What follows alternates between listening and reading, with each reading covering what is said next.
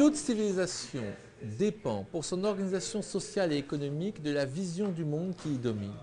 Or, dans notre civilisation, la civilisation technologique occidentale, c'est la science qui a formaté la vision du monde qui est la nôtre. La science issue de la Renaissance et du siècle des Lumières et qui repose sur des concepts comme le déterminisme, le mécanicisme, le réductionnisme.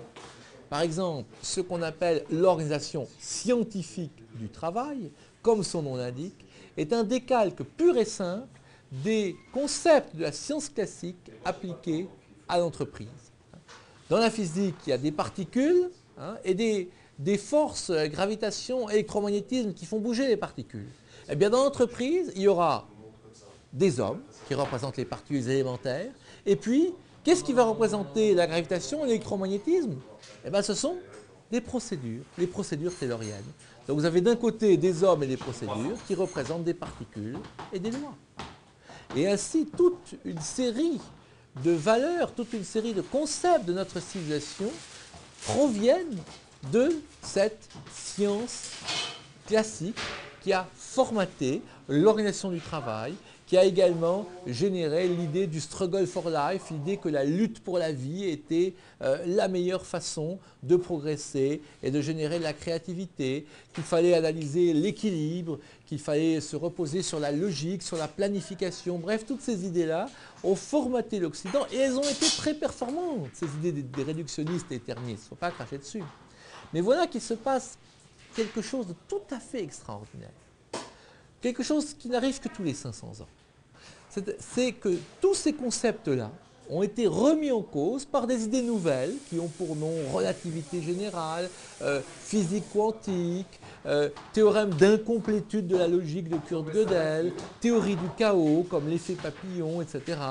Bref, vous avez toute une nouvelle vision de l'homme et du monde qui s'est mise en place progressivement au cours du XXe siècle et qui tranche radicalement avec la vision précédente, qui elle-même était en phase avec toute la société classique et l'organisation classique de l'entreprise et du management.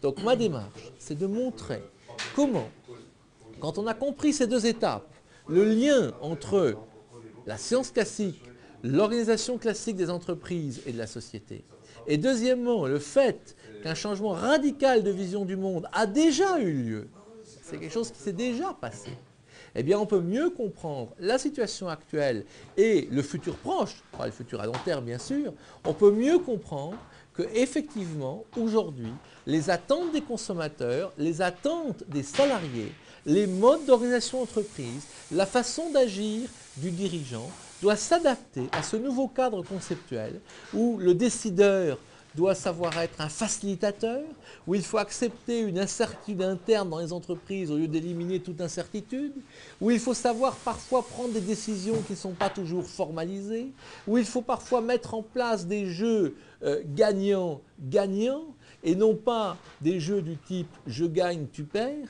Bref, où il faut mettre en place ces nouvelles logiques qui reposent sur ces nouveaux concepts scientifiques qui se diffusent dans la société et qui, en se diffusant, amènent progressivement les gens à changer de valeur, à changer leur comportement en faveur de comportements basés sur ces idées d'incomplétude, d'incertitude, de sortie en quelque sorte du modèle où l'homme n'était qu'un rouage dans un grand système. Et c'est pour ça que c'est un monde nouveau et des visions nouvelles du management qui s'offrent à nous et dont nous pouvons comprendre la cohérence avec la démarche que je propose.